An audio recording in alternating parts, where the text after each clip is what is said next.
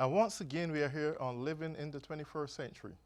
Joining me today in the studio is Ashley Edens. She's from the law offices of Barker Epstein and Losco School. Also joining me is Alexandra Perillo. She is an immigration attorney, work for KIND. The abbreviation is for Kids in Need of Defense. Ladies, thank you for joining me today on Living in the 21st Century. Thank you for having First, us. Ashley, just tell us a little bit about what got you into this kind of job and how important is it to you and so forth.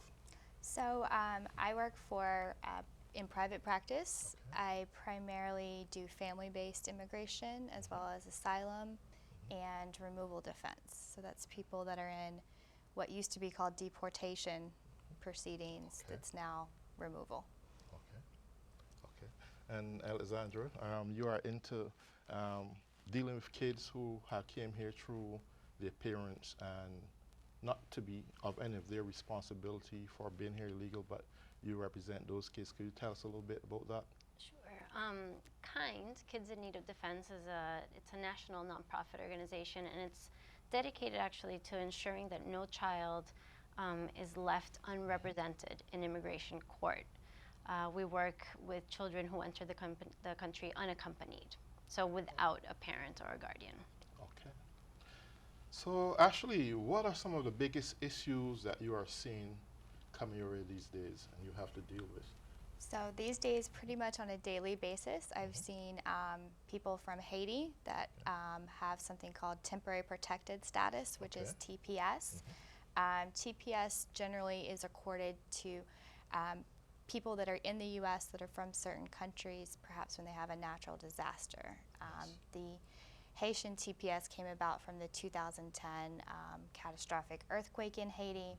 So for the past 7 years, people from Haiti have had TPS, which has allowed them to have a work permit, the ability to travel, and it was announced in May that that was going to be coming to an end, that people with the Haitian TPS could re-register in July, but then that they needed to make all preparations to leave the country by January 2018. So I'm seeing people every day just scared, wondering what are they going to do now? What's their next step? So after 2010, and they had been here for such a while, probably having a career, probably working, Yes. they have to re-register, Right. and they still don't know if they're going to be here Right. after registering. Right. Many of them had perhaps old cases, old green card cases that maybe they just let languish, and now they want to know what happened with that old green card application. What can I do now? So I've been doing a lot of detective work, going to immigration, trying to find out what did happen to these old applications. Some of them now have children that are over 21 that can now petition for them. Yes. Some of them have gotten married, and now they have a spouse that can petition for them. Just in Boston, I'll say that, being such a leader in the medical community here, that many of the area hospitals are really concerned about the Haitian TPS ending, because they have a huge number of employees working in the hospital that have been here and able to work for many years with TPS that now might not have work authorization anymore. I understand. Okay, so Alexandra, we recognize here recently, I know you work with kids who are somewhat, based on what the president had released here a couple of weeks, in abolishing or trying to abolish DACA. How would that really affect these kids who have been here for so many years, not knowing where they really came from, don't even have the foggiest idea of where to go? How would it really interfere with their lifestyle, and how would they really readjust to what's going on right now at this point?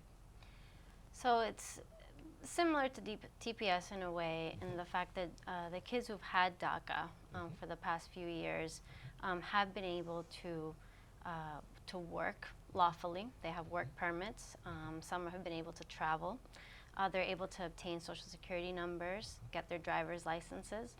And to end such a program will really just impact whatever career path, education path that they were on. It really is just tragic, the fact that these children who were brought here as children by their parents through no fault of their own, will lose the opportunity to continue in the pursuit of whatever path they were on. We know that there's children who are currently in college. We know there's children who could even be pursuing master's degrees, and they really don't know if they're going to be able to be allowed to stay anymore. The DACA program put them on a deferred action path, which means that they were not in fear of deportation, and that is all right now in jeopardy. Okay. It seems to me, though, that the president himself is using this move as a way of bargaining his way out to build a wall out of the pockets of taxpayers. It's a way of forcing himself in a systematic way of getting this wall built, even though he has said that Mexico was going to pay for this wall. Now, the reality is that these people who would have given this Dreamers Act by President Obama has somewhat prepared a comfort zone that they can really look forward for something in the future to do in terms of probably becoming more legal and becoming more permanent residents, etc. How, from your standpoint, what frame of mind you think these young people would be in? What could your organization do at this point to point them in a direction where they may be more stable in mind, rather than looking over their shoulders based on what is at hand right now? So, Kids in Need of Defense actually works with unaccompanied children, children who came into the United States by themselves. Right. And it's a little bit different from the kids that are here, the dreamers, known as dreamers, that have DACA. The kids who have entered the country and are currently in removal proceedings have certain pathways to legal status. They have certain applications they can apply for, including asylum. There's different, forms of relief from deportation for which they're eligible for that would put them on a path towards obtaining a green card and eventually citizenship. DACA, the Obama era DACA program, didn't put children on a path to citizenship. It was a temporary measure, which allowed, again, kids to work. There right now are currently 4 bills in Congress that are up for debate, the DREAM Act being one of them, that actually does put these dreamers on a pathway to obtaining lawful permanent status in the United States and eventually citizenship. The problem is that these 4 bills are up for debate, and it's unclear at this time what's going to happen, especially given the president's announcement over the weekend as to his priorities. Okay. Yeah, it's important for people. There's the 4 different acts that Alex mentions. They have different standards. Some of them mean to get your green card, you have to be in the program for 5 years, some 10 years, some as long as 15 years. And so it's really important for people to, call their congressman, call, Congressman Kennedy's office, call Senator Warren's office, call Senator Markey's office. Let them know that they support these bills, and, educate themselves about the different bills, because you want to make sure that your congresspeople are supporting, the bill that has the most clear-cut path for these kids. Do you know if there's any specific reason why, everyone's case may be different, but why there's such a variation, some 5, 10 years, maybe 15 years? Do you have an idea why there's such a variation in time span? So the one that's the most strict, that has the most loopholes or hurdles, I guess, for the dreamers to jump through, was proposed by primarily, I think, all Republican congressmen, and so that's the one that they're going to be, more pushing. Whereas AILA, which is the American Immigration Lawyers Association, a group that Alex and I are both very involved in, AILA obviously supports the DREAM Act, which would allow these kids to get their green card within 5 years. And it's important to note it's still not easy. It's not like you can just say, oh, I've been here for 5 years. They all have to undergo fingerprint, FBI background checks, show that they've been in school, graduated school, that they're working. It's not just as simple as, hey, I came here as a kid, now give me my green card type of thing. Right. Okay. So all in all, what specifically, how do your business actually go about? I know you're seeing a lot of Haitians coming into your organization. How do your business really caters to those at this point of time who are definitely in need of help? Probably wondering what's next. I'm sure these people frantic and all scared as to what's going on. Is there a comforting word that you can give out there to let them know there's still hope? Well, under President Obama, there was the enforcement wing of all this is called ICE, which is Immigration and Customs Enforcement. They're the people that you see on TV with the vests and the guns, that do their raids and this sort of thing. Under President Obama's administration, he had certain priorities for ICE enforcement, meaning if you didn't have a criminal record, you've been here for a long time, you had maybe kids that were U.S. citizens, that they would pretty much leave you be. That all has changed, and there's people that have been checking in basically once a year with ICE for 10, 15 years, never having any problem. Have U.S. citizen kids that are in school, they own homes, they own businesses, they have jobs, they pay taxes, and now they're being told when they go to ICE to come back in 30 days with plane tickets and an itinerary to depart. And it's really troubling. How does somebody that's been here for that long all of a sudden just pack up their whole life, sell their house, sell their business, tell their kids who might not even speak the language in their home country that we have to leave? You can file cases in federal court to stop this sort of thing. Cases have been filed, actually, in Massachusetts District Court. We have yet to see how these will turn out. Yes. They said President Trump would have mentioned several times that Massachusetts is a heaven for illegal immigration. He's going to cut funding. I'm quite sure from what I've heard so far that there's still quite a lot of raids going on by ICE in Massachusetts. And what is to exempt those who were under the Dreamers Act from getting harassed by ICE if one morning they decide to knock on somebody's door and pick them up? How can they then reach out to an attorney in this case? How? Yeah. Go ahead. One thing that AILA has done in conjunction with the PAIR Project and a number of other nonprofit organizations is really try to educate the community. They've put together a number of Know Your Rights presentations, which all the AILA members have really donated their time and volunteered to go out into the community and let people know what their rights are. They have the right to contact an attorney. They have the right to remain silent if they're confronted by an immigration officer. They have a right not to provide information to them. And with that, hopefully individuals are little by little educating themselves and educating their other members of their community as to what they can and cannot do. And it's really important that they know that they should reach out to an attorney as soon as they hear of anything happening, whether it's in their community or friends that they hear about that maybe have been contacted by ICE.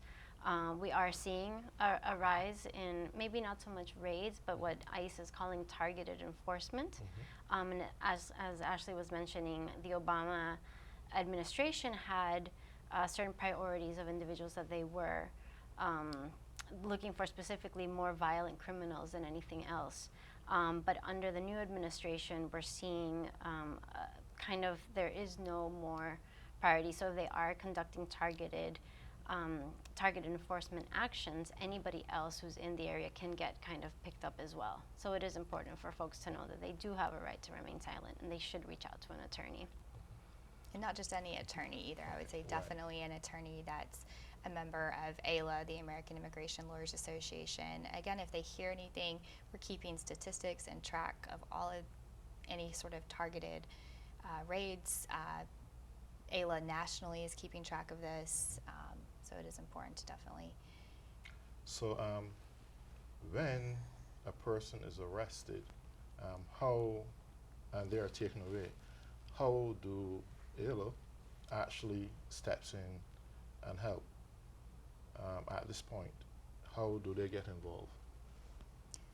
So one of their, either the person that's recently been picked up and detained or somebody in their family reaches out and calls an attorney. Okay. And then the attorney would call ICE, the Immigration and Customs Enforcement, find out where they're detained. It's the first step. Who their officer is, visit them at the detention center, and try to figure out if they can maybe be released on bond Okay. and get out of detention at least while they're trying to figure out if there's some sort of way for them to stay. Okay. Important for individuals who have final orders of removal to really contact an attorney now and just to reach out to somebody because individuals with final orders of removal are probably more at risk than other individuals that might have some sort of relief from deportation. Is there any known cases where law enforcement actually arrested anyone, and if not having ID, were handed over to ICE, or law enforcement in Massachusetts specifically doesn't have that power? So law enforcement can contact ICE if they believe that an individual is subject to ICE jurisdiction. That's why it's so important in a situation where an individual is being arrested is for them to remain silent, because unless the police is racially profiling, they really would have no way to know whether or not they should contact ICE. So expound a little bit more on kids in need of defense. Tell us a little bit more about your organization and what it's presently actively doing in the lives of some of these young people who may need this critical assistance. So it is a national nonprofit, and they do, more important for them is to make sure that no child is left unrepresented in immigration court. We work with, as I mentioned before, unaccompanied children. So it's children that are fleeing more than any other place from Honduras, El Salvador, and Guatemala. And they're escaping violence that has plagued those countries. It's not just violence, but poverty, abuse in many cases, neglect. And they're coming to the United States to escape from those situations. They're really coming here to save their lives. Okay. So they are coming here by their parents bring them here. Are they crossing the border, the Trump water barricade? Basically, how are some of them really entering the country? The children that we represent are coming by themselves. Coming by themselves. So, yep, and they more so come from the southern border. They're coming through Mexico. These are children who've journeyed hundreds of miles by themselves or in groups. They go through extremely dangerous conditions in order to try to seek the safety of the United States. And then once here, they're apprehended at the border once they come in. It is a misconception that we have an open border. There is actually very strong security at the border. And the children are apprehended and then placed in what used to be deportation proceedings, now removal proceedings. As you know, there is no right to public counsel in immigration court, so the children, unless they're able to afford a private attorney, would have to represent themselves. If the immigration process is difficult for an adult, it's even harder for a child. So KIND's mission is to try to find an attorney, a no-cost attorney for children. We work with the biggest law firms in the United States who have attorneys who dedicate their time pro bono. Kind works to train and mentor the attorneys so that they're able to represent these children in their removal proceedings. That's very good, because I just can't try to imagine kids coming here. First of all, I mean, it is not to encourage illegal immigration, but at the same very time, you have kids who are underage, who are minors, crossing the border after traveling for so many miles, looking for an escape, but then obviously they're going to get captured one way or next by ICE, and then go without any form of representation. Now, if it's, as you said, it's hard for the adults, but for these kids, and I think your organization, Kids in Need of Defense, kind, I like the abbreviation, really are living up to expectation and doing such a specific task. I think that's pretty good. Getting back to you, Ashley. So I know you're working with Barker, Epstein, and Law School's office as an immigration attorney. Tell me what some of your most vigorous experiences that you had to really deal with. I know you have just mentioned some briefly, but what are some of the most vicious activities you are faced with on a daily basis? Or Vicious activities. Well, it's always difficult whenever someone's detained, and a lot of times ICE doesn't want to tell you where they're detained, and you have to go around making many phone calls looking for where people are. Sometimes you go to the jails to visit them, and you're turned away, and you're told that you can't see your client.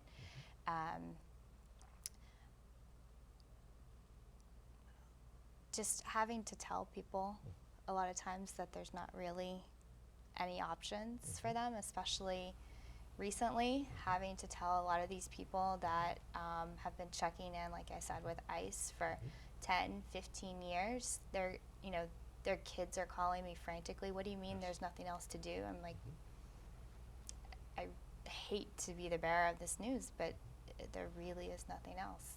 Like, you can't tell people to, as a lawyer, you can't tell people to sort of, not check in and not go where they're supposed to go. But yeah, at the end of the day, it's been really difficult telling people they're sort of at the end of the line.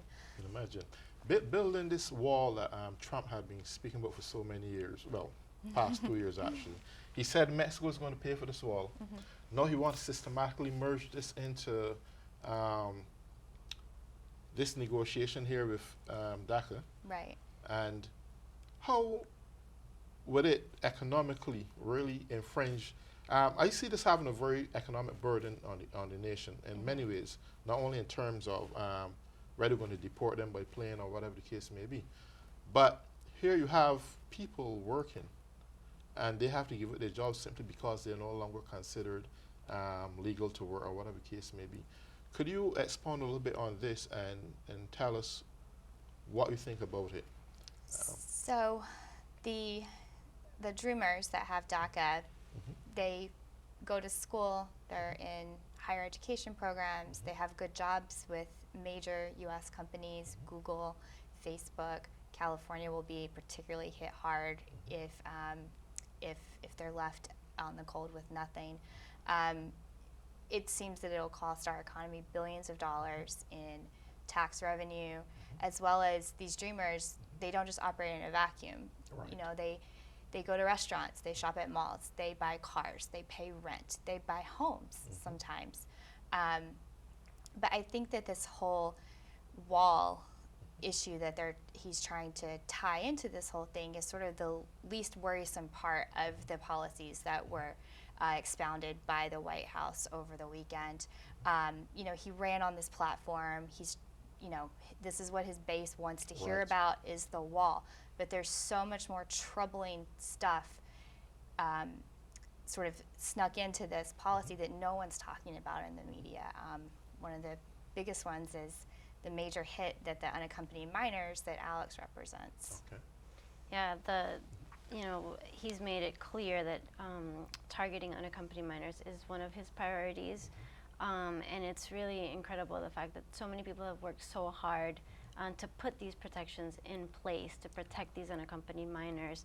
And there is a reason for every single one of those protections. There is a reason why we don't want to incarcerate children. There's a reason why we want children's cases to be expedited, not so that they're fast-tracked, but rather to make sure that they're heard timely, but given enough time for a child to be able to present their case, to be able to present their case before an asylum officer instead of going directly to the immigration court.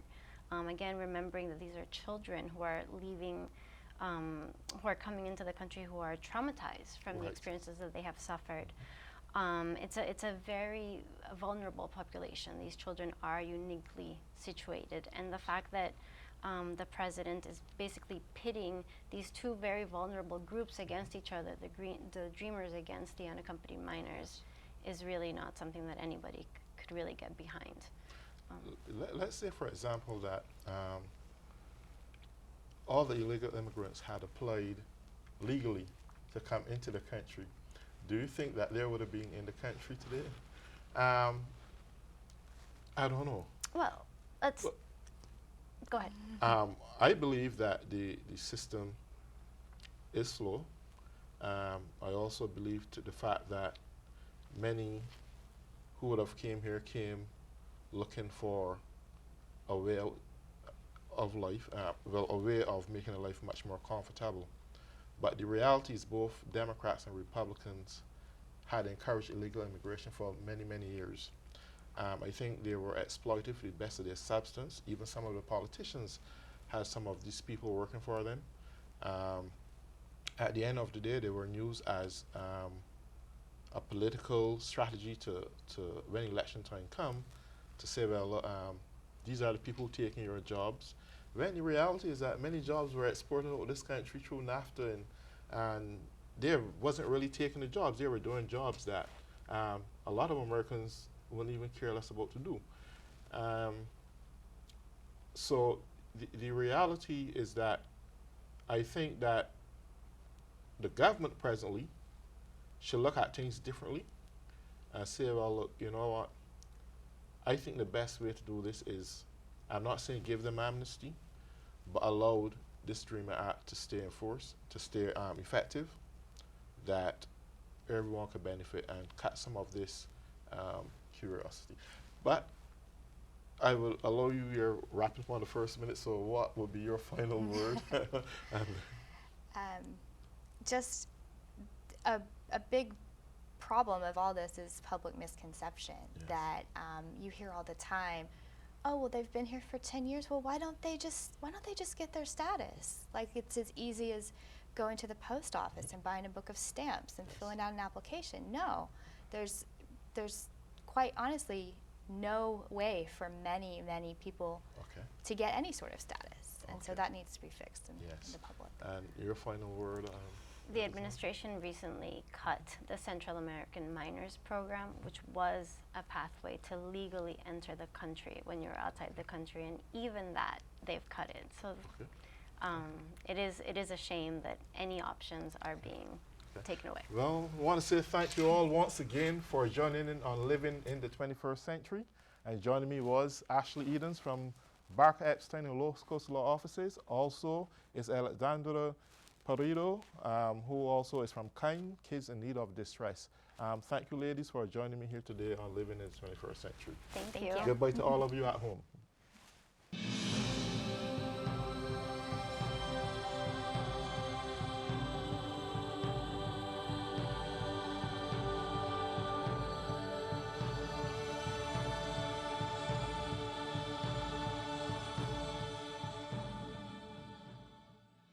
Welcome to Understood.org, a free online resource for parents of kids with learning and attention issues, with personalized recommendations, tools, and expert advice.